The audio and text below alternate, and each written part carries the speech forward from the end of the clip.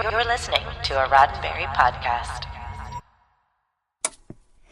Don't touch that dial. We'll be right back. And now for a brand new show we hope you'll like. Gene-ology, a Roddenberry podcast. Episode 63, Incident at the Wide Loop. Welcome to Mission Log Gene-ology. I'm Ashley Thomas. And I'm Earl Green.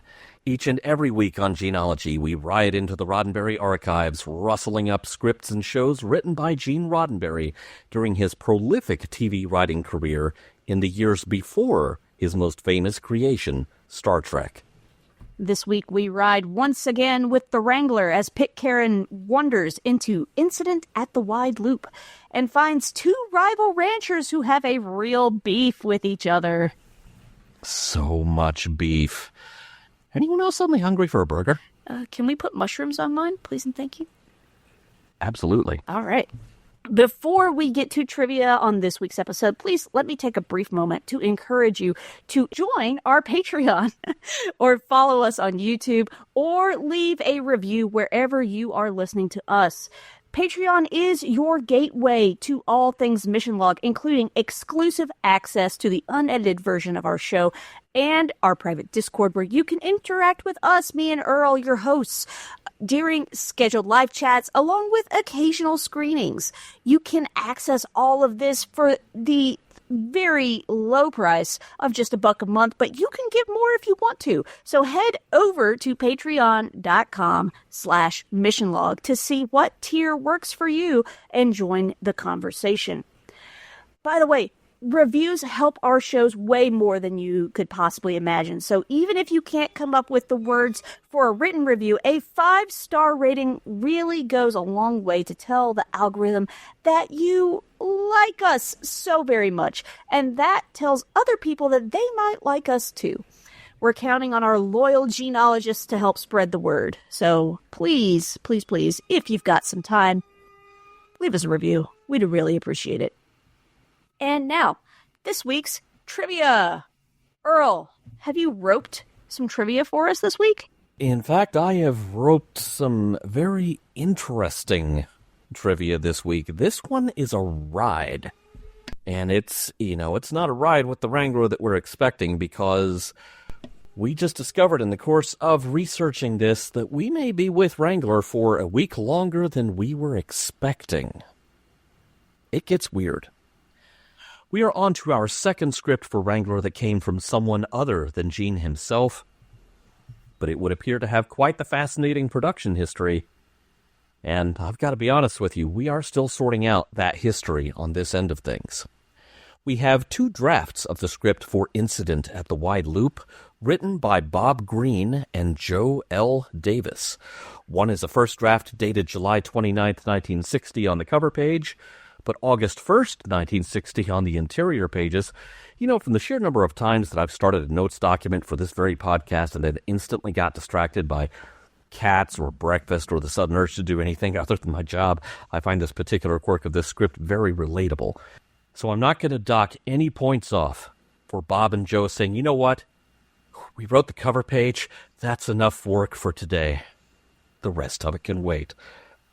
But there is an even earlier draft than this script by the same writers, simply titled Wide Loop.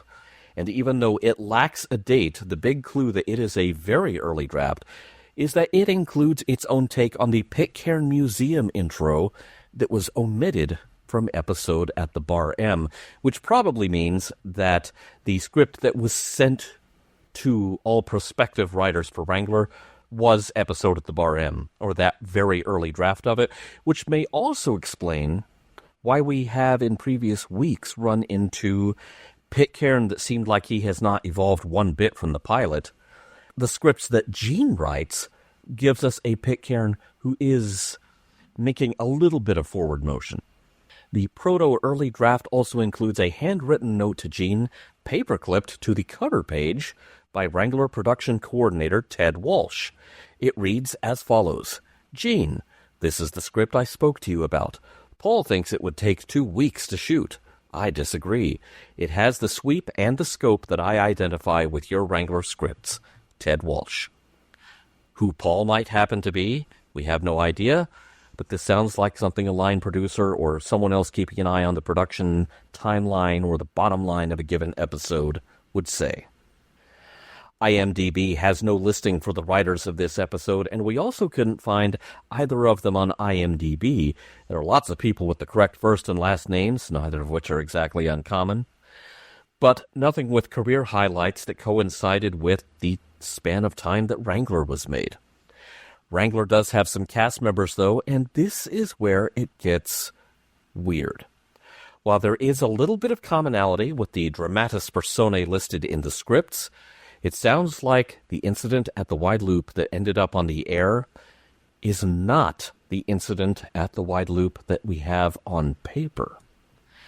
So I decided to ask our own John Champion, who has been to UCLA and has seen the episodes, if he remembered Incident at the Wide Loop as being a bit of a Western rom-com without a huge amount of jeopardy. And that wasn't how he remembered this episode at all. He also said the writers credited on the episode did not match the names that we had on the script. So we've got a real mystery on our hands here. Somewhere, the trip from the page to the screen, Incident at the Wide Loop underwent drastic major changes, and either Bob Green and Joe Davis decided to Alan Smithify their credits, or the story was reassigned to someone else for the apparently drastic rewrites. But all is not lost because, Ashley, I believe you are headed to UCLA to watch some Wrangler for yourself. I am. I'm going to go there in just over 2 weeks at the time of recording. So let's say, I think by the time this drops, I might be a week away from my trip. So yeah, I'm going to get to go watch Wrangler. We're in the process of scheduling that now. So I'm really excited about the opportunity and going to get to compare notes and see what changed from the page to the screen. Yeah, so a loop being what a loop is, we're going to circle back this way to hear from you about just how different this ended up being by the time it hit the air. Absolutely. So yeah, you're going to be my eyes and ears on this. So you're going to see this stuff suddenly became a whole different assignment. Yeah. This is going to be cool. I'm looking forward to getting to compare and see what happens. We don't know. We have no idea. Because the IMDb listing doesn't even match the characters in the script for the most part, we won't cover the cast until we come back to the broadcast version of Incident at the Wide Loop after Ashley has seen it. Everything is so different that this script is, for all intents and purposes, an unaired episode completely separate from the aired episode of the same name. Yeah. So stand by. We are once again breaking some real TV history here, dusting off essentially a never-made show from the archive, and Wrangler is yet again keeping us on our toes more than anything we've run into on this podcast. I also want to point out, Earl, Incident at the Wide Loop is even listed on IMDb as Incident at the Wide Lop. So I'm just going to assume that's a typo, but Incident at That's what we should call it when we come back to cover it again. Okay, yeah, well, we talked to you about Incident at the Wide Loop before, but this is the Incident at the Wide Lop. Because apparently a lot of stuff got lopped off the script. Yeah, now it's lopsided.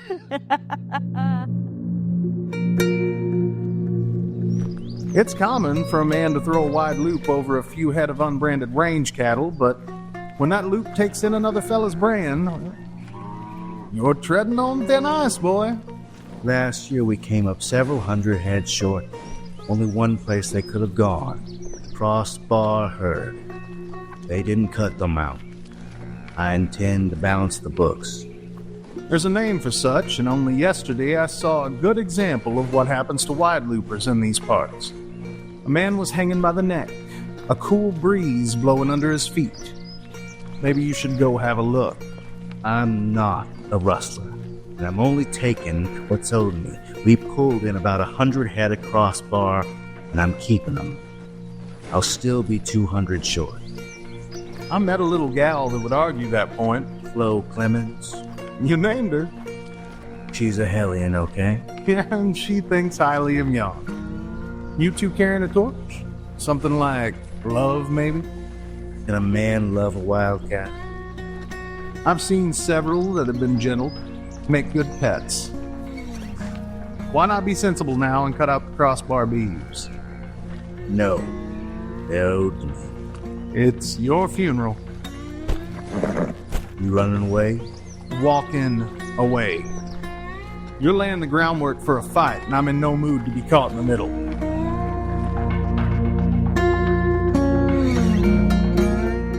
Pitcairn is an American cowboy who rides the late 1800s western frontier, helping people in need. With a carbine in his saddle boot, Pitcairn and his horse Sam look for work and adventure in the Wild West. Prologue. Wrangler's Log, April 27, 1869. Pitcairn is riding into Albany, Texas, having received a letter guaranteeing him a solid job for the winter and, as he puts it, not a worry in the world. But that's not how TV works, Pitcairn. He brings Sam to a stop at the sight of a young woman dressed for farm work, taking a tumble. Meet Florine Clemens, co-owner of the Crossbar Ranch, which is about 6 miles that-a-way. Flo's horse threw her and didn't come back for her. Well, that can't all be Sam. She tries to tell Pitcairn she could use a lift without telling him she could use a lift. She even offers him a job if he doesn't already have one. When she compliments Sam, Pitcairn points out his horse could be a 2-seater if Flo will just ask. Which she does, and not only gets to saddle up on Sam, but Pitcairn recites a bit of Shakespeare's Taming of the Shrew to her. Luckily for him, she didn't recognize it. They keep riding toward the Crossbar Ranch until they happen upon a sobering sight, a recently hanged man still dangling from a tree by a rope with a handwritten sign, "Cattle thieves beware, horse thieves too, Fort Griffin Vigilance Committee." Pitcairn's not sure what bothers him more, the sight of a fresh lynching victim or the fact that Flo doesn't flinch at the sight. In fact, she says that's just how things are in these parts. Act 1. When they arrive at Flo's ranch, she doesn't so much thank Pitcairn for the ride as she tells him to get off her property now. Pitcairn says something about how maybe he's at least earned a cup of coffee for his good deed, but it's clear that at the Crossbar, no good deed goes unpunished. Flo summons a couple of her ranch hands to rough Pitcairn up, but he draws his carbine and blasts the hat off of one of their heads. Flo calls off her dogs, but still tells Pitcairn he is now officially trespassing. Fine by him. If Flo ever feels like repaying Pitcairn for the lift, he'll be at Ken Enlow's Lazy E Ranch. Flo is quick to voice her opinion of Pitcairn's employer. That Ken Enlow is a pig-headed fool, conceited, just like you. That's Pitcairn's cue to leave. He arrives at Enlow's ranch on the 27th and meets Ken Enlow, a younger man than he was expecting.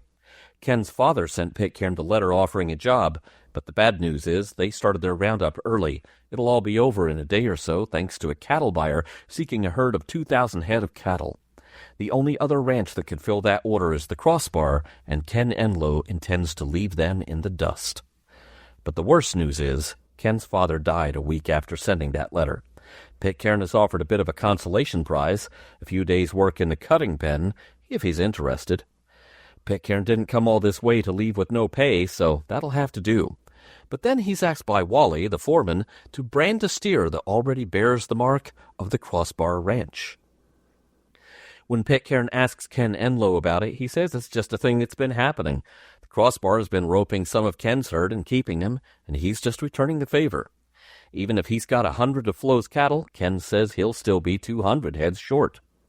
Pitcairn mentions the hanged man and the note left by the Vigilance Committee, but Ken remains unswayed.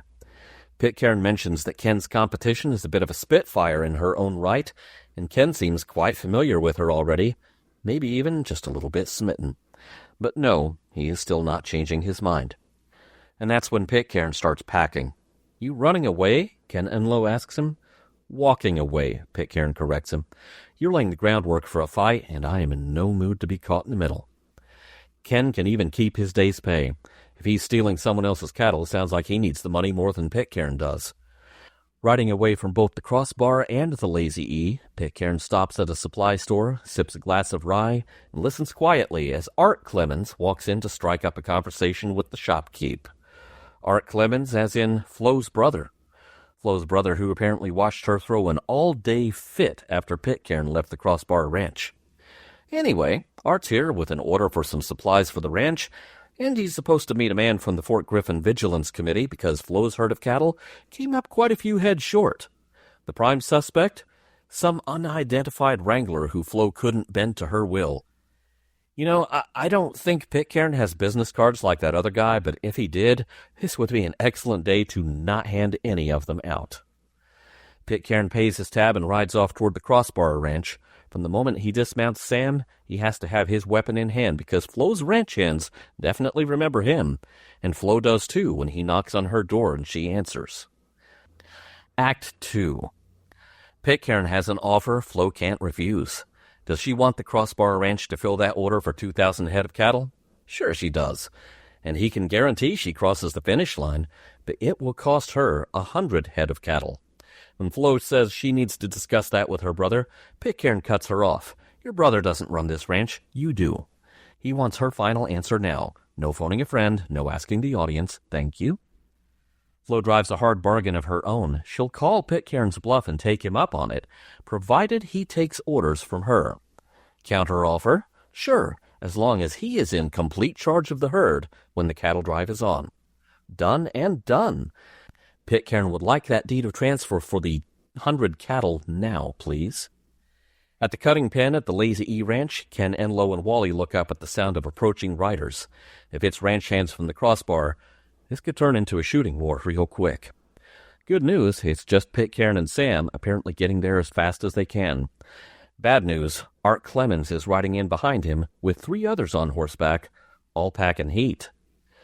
Including Art, Pitcairn counts 4 horsemen, but Pestilence and Famine have the day off. These are the men from the Fort Griffin Vigilance Committee, and they want to know if Ken has accidentally rounded up any of Art's livestock. Ken asks if Art is accusing him of cattle rustling. There is a deadly silence. Pitcairn breaks the ice by pointing out that any Crossbar cattle that have made their way to the Lazy E are actually his property. Here's a deed from Art's sister Flo transferring 100 head of Crossbar cattle to Pitcairn's ownership. So if Ken owes anybody anything, he owes Pitcairn, not the Clemens. Art is satisfied that the paperwork is legal and real, but he's not happy. He and the Vigilance Committee leave Ken's ranch. Pitcairn breathes a sigh of relief and then starts in on Ken Enlow. Fella, you just learned a lesson that should last you a lifetime, and that's just the beginning of it. In the morning, though, Pitcairn is back in charge of Flo's herd. If anything, she seems surprised that Art's visit to the Lazy E ended as quietly as it did. Pitcairn calls for the cattle drive to begin and sends Flo back to the ranch house under protest. She did, after all, give her word that he would be in charge. She tries to push back, but he offers to use something on her that's normally used on horses. At the Lazy E, Ken Enlow reminds Wally that once the drive has started and they're on the trail, Wally is to take his orders from Pitcairn. And with that, the Lazy E's herd is on the move too. After a long day's drive, Pitcairn checks up on his cohorts from the Crossbar, the same ranch hands who were ready to beat him up earlier, and they're beat, but they admire his skill on the trail. He takes that opportunity to go visit the Lazy E camp, mainly because they've got better food. Check in on them as well. The next morning, Pitcairn surprises the Crossbar ranch hands when he orders them to hold the herd as the Lazy E herd approaches. The guys from the Crossbar want to know what on earth Pitcairn is thinking. And what Pitcairn is thinking is, love is in the air, meaning Flo Clemens and Ken Enlow. He thinks they're made for each other, and more to the point, if Pitcairn can't get them together, the result will probably be bloodshed. Wally and the Lazy E herd crest the ridge, and that's when Pitcairn gives the order that baffles everybody: run the 2 herds together. The Crossbar herd will make it to market first, and so will the Lazy E herd at the same time, because they're all going in at once. Flo and Ken will have to split the proceeds down the middle. Move 'em out. Act 3. Back at the supply post, Pitcairn has just come off the trail. and pays Ken Enlow and Art Clemens equal amounts. Everyone seems happy. And that's when Flo rides up. She doesn't even dismount her horse. She just starts reading everybody the riot act. Pitcairn grabs something from his saddle, something he offered to use on Flo earlier, and instead whacks the flank of Flo's horse, spooking it into taking off. Ken Enlow mounts up and goes after her. Pitcairn and Art stay put. This would probably be a good time for one more drink. Ken and his horse catch up with Flo and hers just a short way down the road and manages to bring her apparently out-of-control steed to a stop. But surely Flo knew how to do that for herself all along, right? With their horses standing right next to each other, insults are hurled between the two, and then, without warning, Ken leans over, grabs Flo, and kisses her. She just about slaps Ken, but he just kisses her again, and then she reciprocates. He tells her he's going to marry her. Flo says, "I thought you'd never get around to it."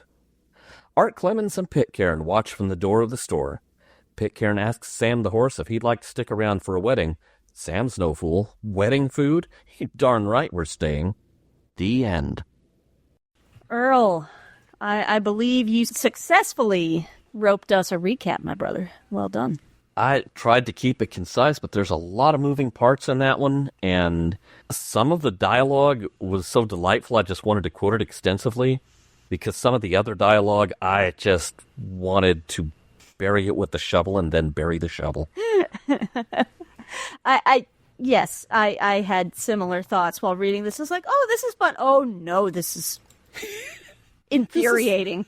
This is our whole journey with Wrangler, though, isn't it? It's oh, like, my gosh, oh, yes. wow, we're really progressive. Oh, no, we are not as progressive as we think we are. This was written in 1869, wasn't it? I mean, you guys are really getting into it. This is the mindset of the times. Yeah. What's the episode of Next Gen where Data goes into the past? Is it Fistful of Datas? No, Fistful of Datas was a holodeck scenario, right? Times Arrow. Times Arrow. Yes, thank you. I was like, has Gene made Times Arrow a reality before Times Arrow happened? And he has gone back to 1869 and written this script. Well, he didn't write this. That's right. He didn't write this. Other people did. Did those people Times Arrow? Yeah, he used his phase discriminator to open that portal. Oh my God, how did I even remember that? And shoved Bob and Joe through and said, "You can't come back until you've written a script." Yes. Oh my gosh. Can't come back until you've written a script. There's so many movies where somebody got locked away in a house. It's like, you can't do this until you've written a script. Yeah. Do you think this might be considered kidnapping or holding somebody hostage? I don't know. Well, I do declare, Pitcairn, how about you just ask the lady if she would like a hand? This thing where he just sits there and snarks at her while she could really use some help and is trying not to show it. I know that's very much in line with writing at this point in American history. You know, both the time period being written about and the time period in which the script was written, because both are now period pieces. Right. But just ask her if she'd like a hand. Don't be a jerk. And the script even makes a point of saying something along the lines of oh, she clearly doesn't want to ask for help. And it's like, yeah, she doesn't have to ask for help if she don't want to. Also, he's like, I'm going to make her ask for help. They're trying to game each other. And I'm like, I don't like that. Not cool. I took issue with that either. That is in my notes. It's for a character who we have seen to be a bit on the chivalrous side before. Mm-hmm. It's an unnecessary power move. Yeah, it's like he's wanting to teach her a lesson of some kind, and that's going to come up later in this discussion as well. Oh yeah, yeah, not a fan of some of that, or any of that. I mean, as somebody who has to have a battle of wills with a cat or two cats every morning about, no, you don't need breakfast at 5 a.m. Breakfast at 6 a.m. is the earliest you will get it, and we have to have this battle every single morning. I can understand the stubbornness on both ends of the spectrum. Yeah, but when the stage directions make it clear that Pitcairn is making a mind game out of it, I'm just like, no, dude, not cool. No. am very pro absolute candor. Thank you, Star Trek Picard, for absolute candor, because I frickin' love absolute candor. I'm not good at picking up on social cues a lot of times. I just would much rather you just tell me something straight up. Don't screw with my head. Just say what you think, and you don't even have to sugarcoat it. I'd much rather hear what you actually think about something, versus, well, I was just waiting for you to ask. I'm like, stop it. You're being a jerk. Anyway. I'm glad we both found the same thing there. Oh my gosh.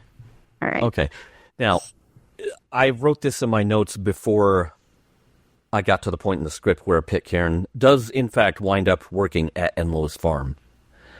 Or ranch, really, not a farm. But I am going to... I left this in my notes because I have a question for you, Ashley. Mm-hmm.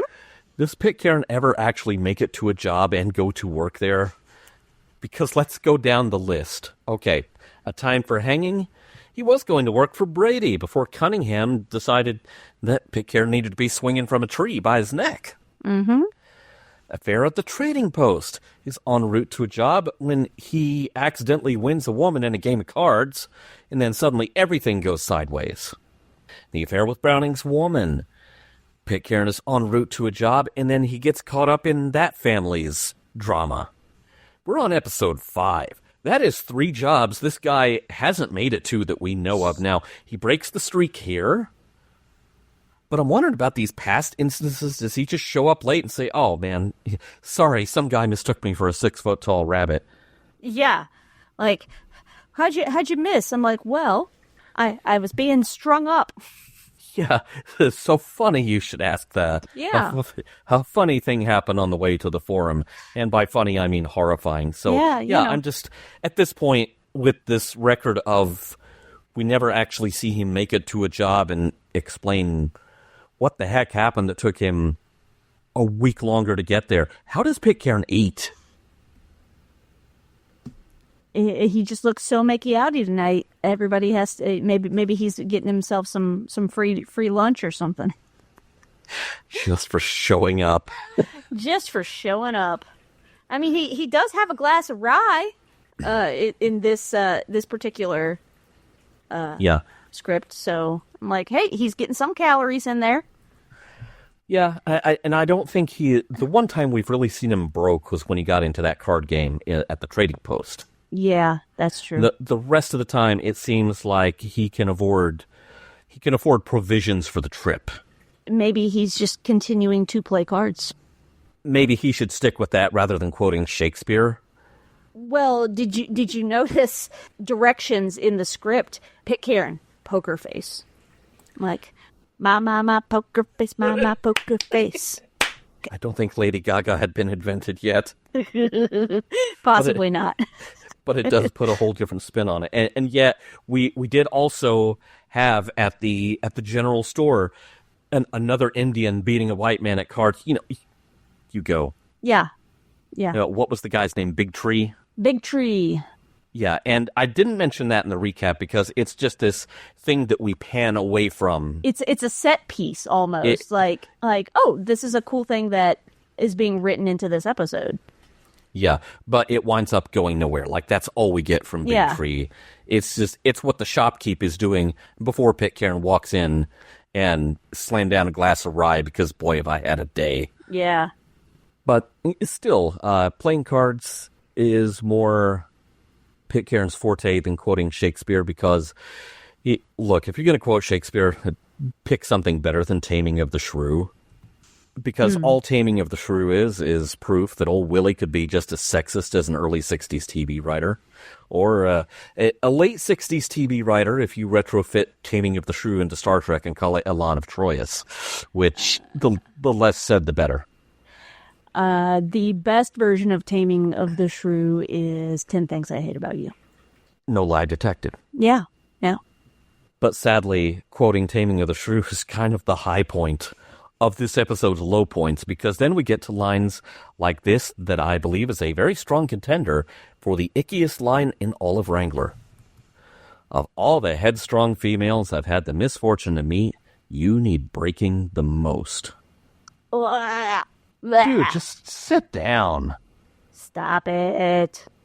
And it goes downhill from there because we get to the point later where he has to convince Flo to not go on the trail with him because this is all part of his plan. And he's gonna whip her? Oh my gosh! And whip her good? I googled what is a rawhide quirt. I had a good idea of what that probably was, but I'd never seen that word. It was like, talk about taming your shrew. Good grief! The moment we brought up taming of the shrew in the opening teaser, yeah, I knew this one was going to go downhill. A couple of other, if we want to just point out how unfortunate some of the lines in here are. Can a man love a wildcat? Pitcairn says, I've seen several that had been gentled. Make good pets. Oh my gosh. First of all, I don't know if you have read or watched The Wheel of Time. I've watched it, yeah. Yeah, I've only watched it. Mr. Dirty Blogger loves The Wheel of Time. He's been reading those books since middle school. But in the Wheel of Time series, if somebody has been gentled, what that means is, because in that particular world, the women have magical powers. If a man is found to have magical powers, he is gentled, meaning they take his powers away. And most men who have been gentled they go insane.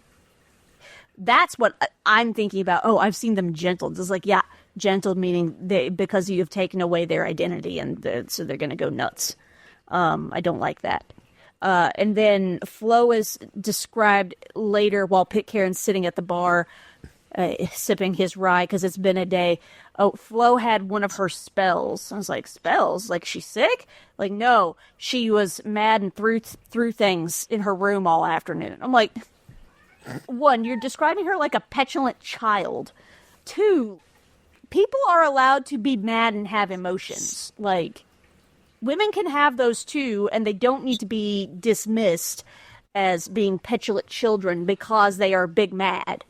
As somebody who gets big feels all the time because my ADHD does not permit me to have emotional regulation.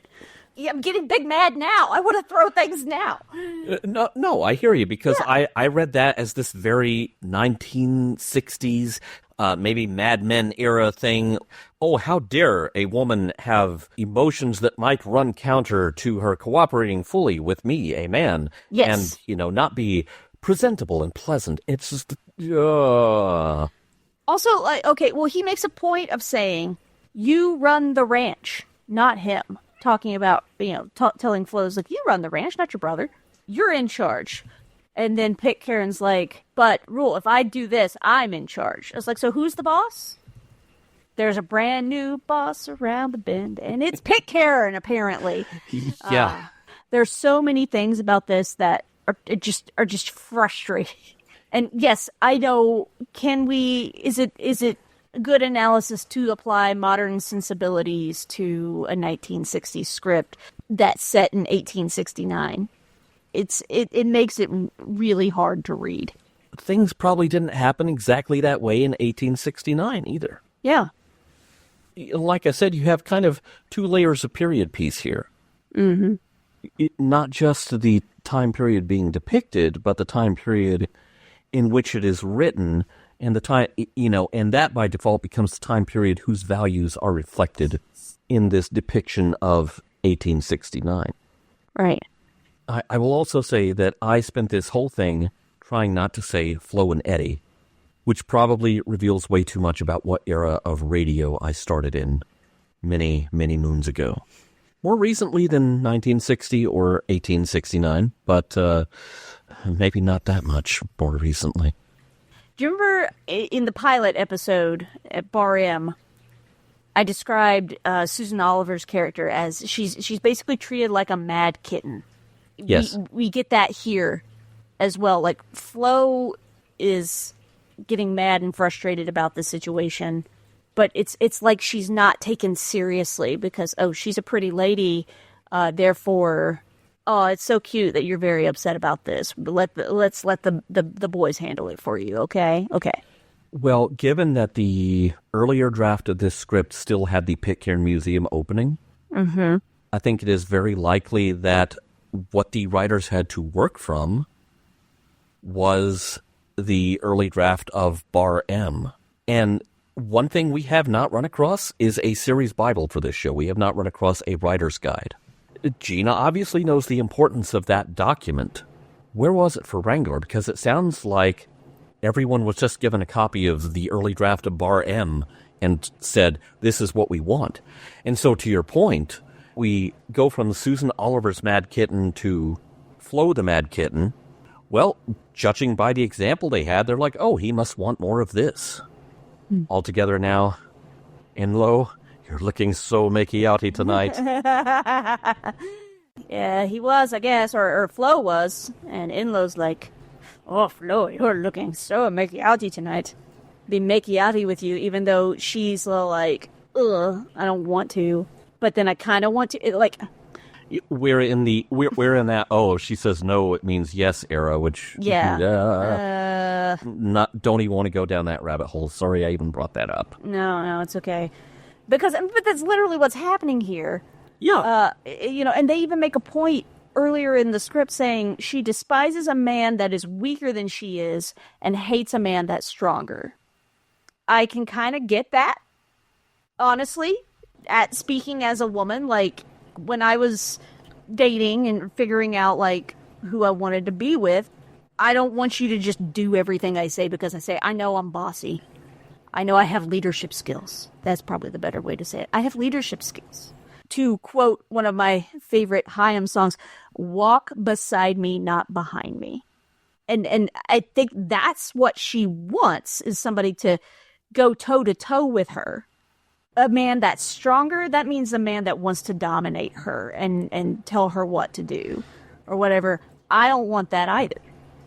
I specifically wrote that down because I'm like, that's an interesting line that I want to think about, because I kind of get where she's coming from with that. So yeah, but there's also a dose of us talk. The writers have spoken across time to us in this script, right? If we could talk back to them, I think that line, that very useful line from The Princess Bride, I do not think this means what you think it means. Yes, exactly. But we'll come back. We'll circle back to that. We'll make a wide loop back to that. A very wide loop. And I think right there we just hit on why people remember the script from The Princess Bride from memory more than they do this. Mm-hmm.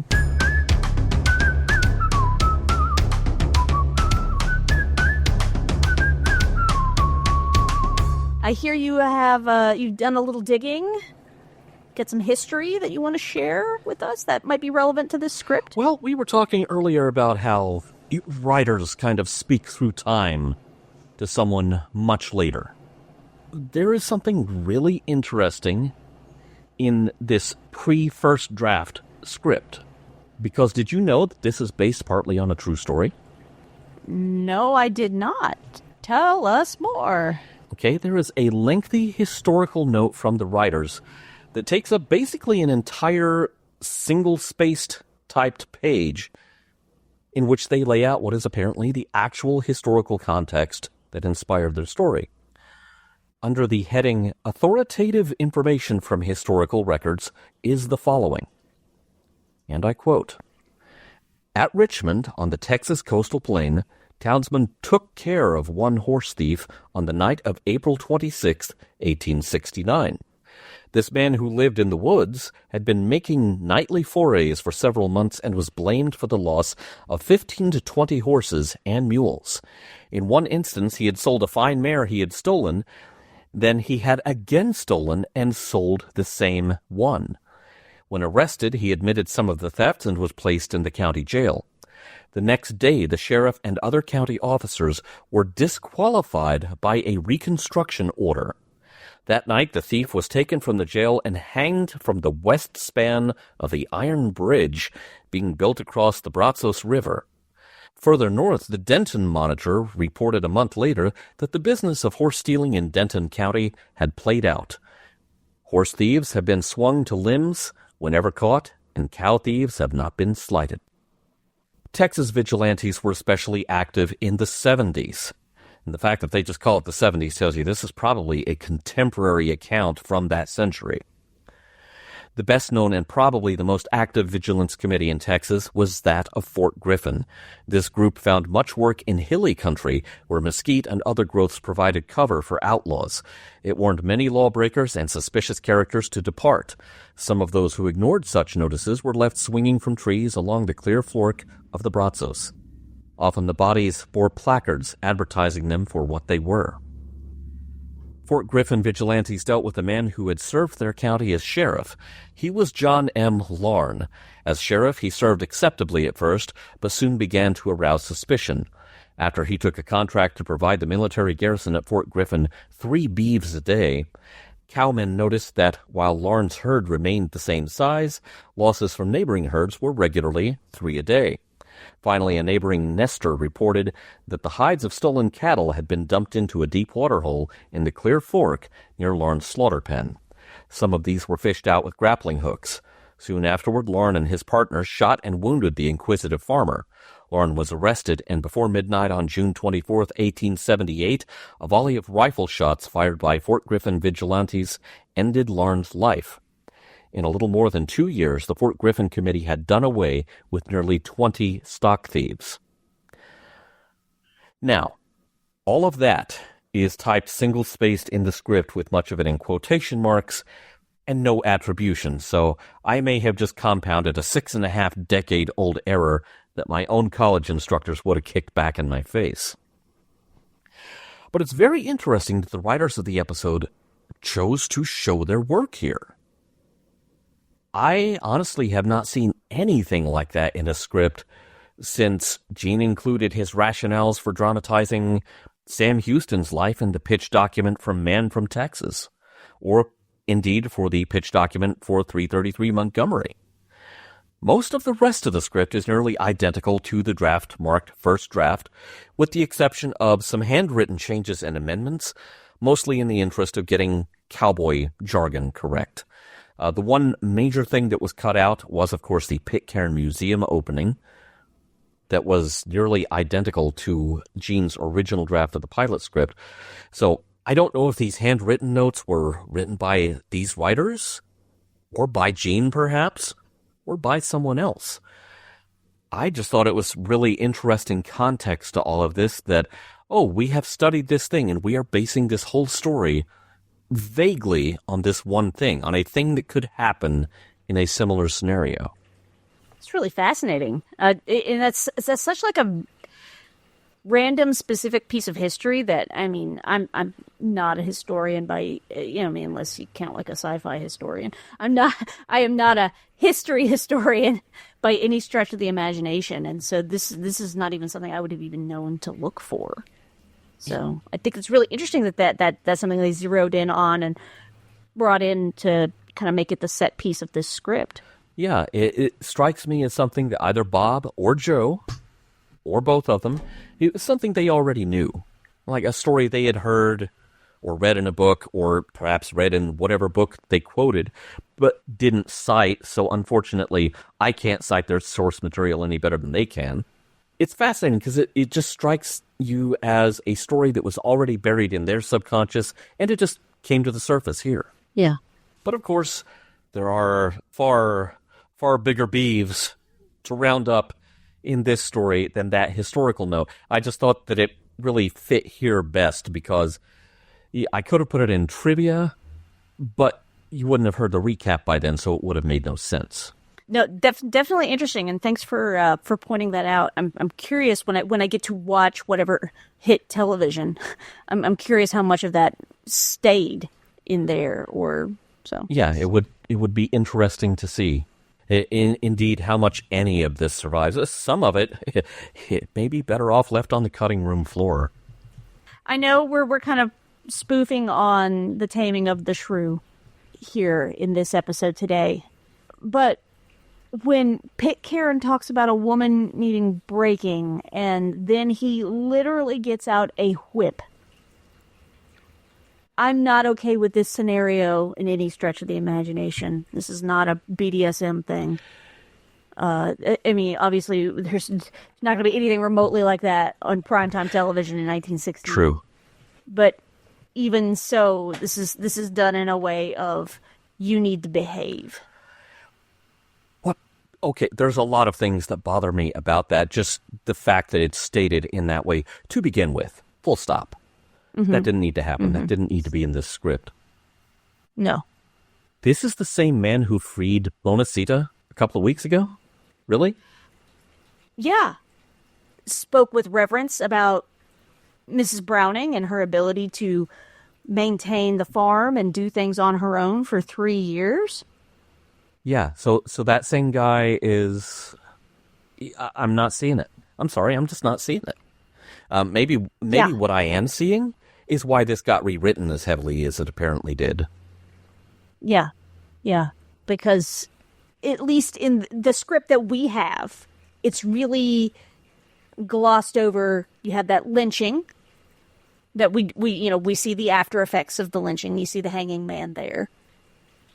And then he brings out a whip. Well, this puts me in really uncomfortable lynch mob slavery kind of territory. And I don't like that. It makes me really uncomfortable.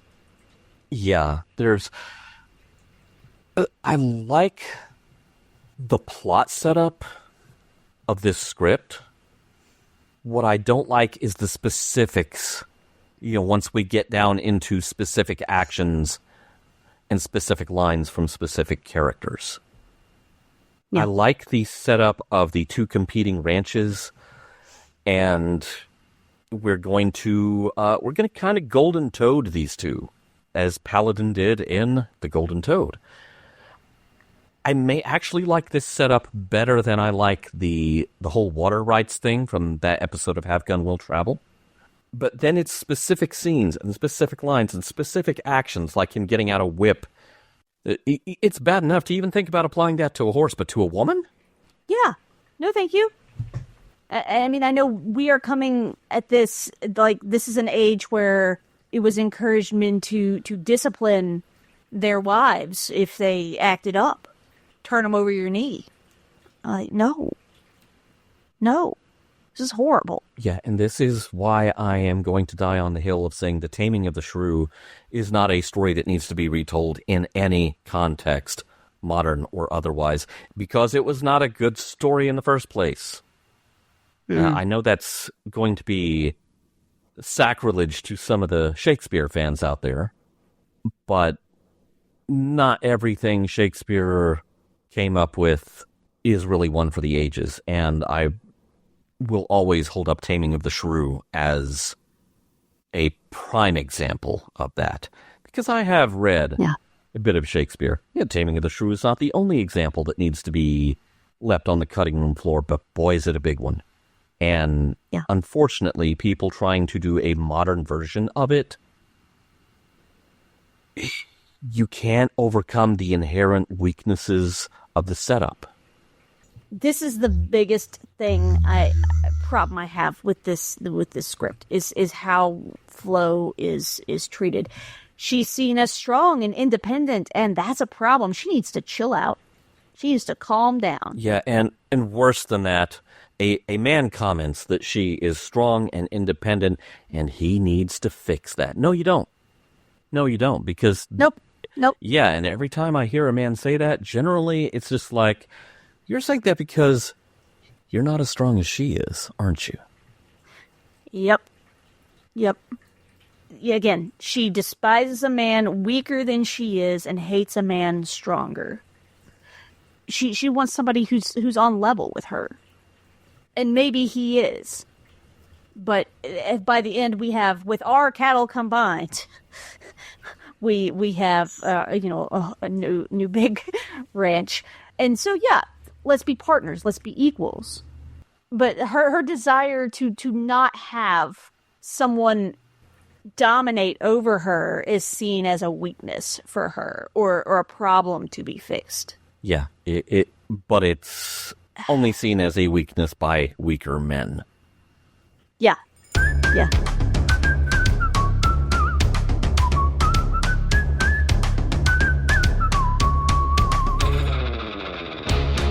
right, Earl. I see you have your carbine there. Got some shots ready to fire. So take aim, my friend. Yeah. What do you have to say as we wrap this one up? Oh, this one line that we keep fixating on. You had it in your discussion, I had it in my rap. But let's repeat this again, even though I'm sure we're sick of hearing it, probably everyone else as well. That Flo's a headstrong little gal.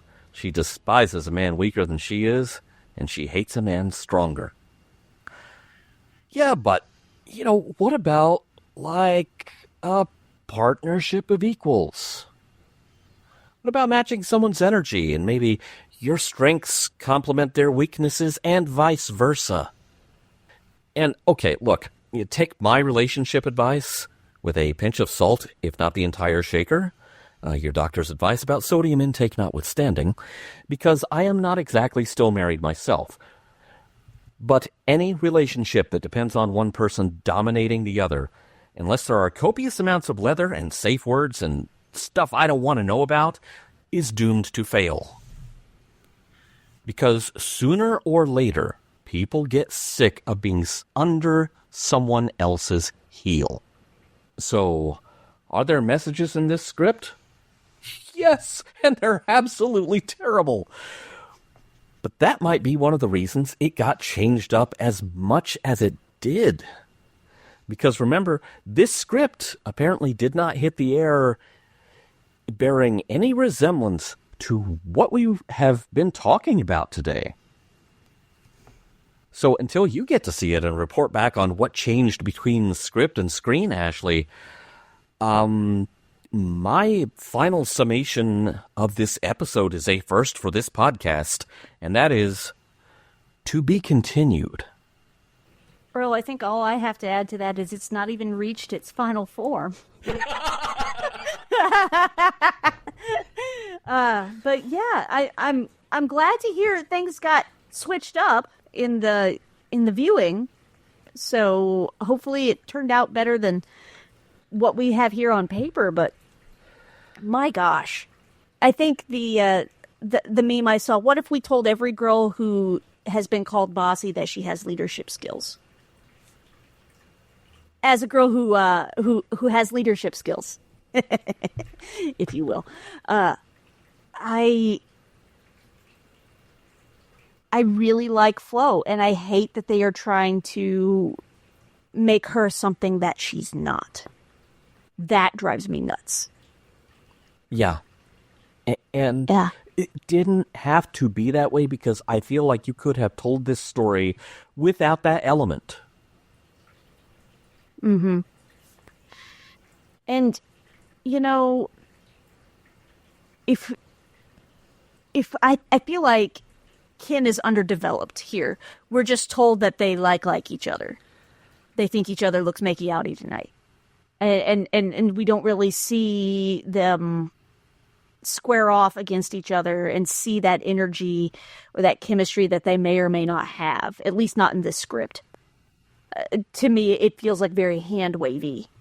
Like, oh, yeah, I like your face, but I also hate you. I've never understood that kind of relationship dynamic, because when Mr. Nerdy Blogger and I were, we were friends, but I was like, I like hanging out with you. You seem cool. I like your face. And I would like to be more than friends. So what is this? And which is literally the conversation we had. We're both like, what is this? Because we don't know. We're awkward. Like, these guys are just like, hey, I just want to punch you and make out with you at the same time. I don't understand that. Maybe other people can explain this to me. I don't understand how that is the framework for a positive or healthy relationship. Yeah, and it makes no sense to boil it all down to one scene, which is basically, oh, Ken Enlow, unfortunately for my steely resolve, you are looking so makey outy tonight. Yes. And, because he's like, he kisses her, and she's like, stop it, and like is gonna slap him, but then he kisses her again more forcefully, which is literally what's written in the script. Yes. I'm like, no, this is not okay. It's never been okay. People wanted to pretend like it was okay, and it's not. Yeah, not then, not now. But it literally, the wording in the script is something like, he grabs her and kisses her with passion. It's like, well, he still doesn't make it okay. So, yeah, I still think you could have... This would have been a great script, minus the rampant sexism. Yeah. It might have been fun otherwise. Yeah. I mean, this really would have... This could have beaten out the Golden Toad. Now, speaking of the Golden Toad, though, I will point out that we really didn't get a lot of development of, the three brothers are making eyes at Willowdean and her sisters. And, that wasn't any better developed than this is here. Except that we have, instead of three brides for three brothers, we have one character and one character.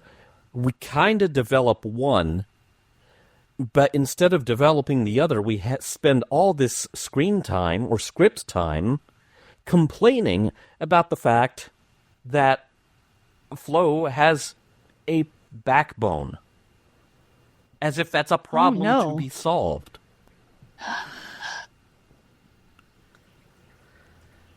I mean, this has got flavors of Ella West. Yeah, unfortunately, it has a bit of that, too, and not a good flavor. So it's interesting that we already know going in that this is not what wound up on the screen. Unfortunately for me, I don't get to see what we wound up with on the screen. So, we're counting on you, Ashley, to ride out ahead of the herd and be the scouting party and report back to us. I will do my best to take copious notes and not throw something at the TV at UCLA. Well, hopefully what you see is a better story. Yeah, I hope so. Because, man, I really wish that we had some way for everybody to see this. No kidding. I've podcasted more about a show I can't see than anybody in history. I mean, I'm glad that at least these are archived somewhere to where they have some degree of accessibility. But I would love for everybody to watch these and get to, join us for a more thorough discussion of what's happening here. So, here in just a couple of weeks, I'll be able to report back and hopefully have a better things to say about the wide loop. But until then, to be continued. Special thanks to the Roddenberry Repertory Players. Our cast this week featured Cody Banning as Pitcairn and John Hall as Ken Enlow. Gene-ology is meant to be entertaining and informative, but it's also just the beginning of an ongoing conversation about the works of Gene Roddenberry. Join us online at missionlog@roddenberry.com and join us on Facebook at MissionLogPod. And please remember, your comments could be used on future installments of Gene-ology. If you have any material that might be of interest to us that isn't already in the Roddenberry archive, drop us a line at missionlog@roddenberry.com. Our website is missionlogpodcast.com, and Mission Log Gene-ology is produced by Roddenberry Entertainment. On the next Gene-ology, Encounter at Elephant Butte. Special thanks to consulting producers Matt Esposito, Homer Frizzell, Rand Hurl, Tom Kozak, Julie Miller, Mike Richards, Mike Schabel, Paul Shadwell, and David Takechi.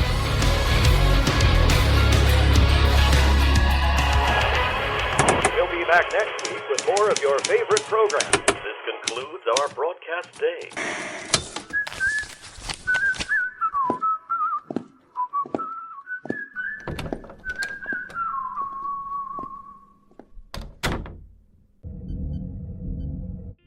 This is a Roddenberry podcast.